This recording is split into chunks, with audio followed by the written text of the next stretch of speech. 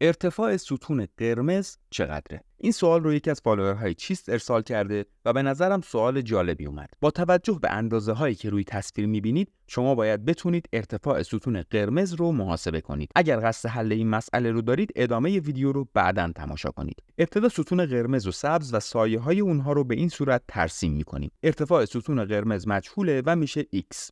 اگر دیوار نبود، سایه ستون قرمز ادامه داشت. طولش رو نمیدونیم و به همین دلیل اونو y نامگذاری میکنیم.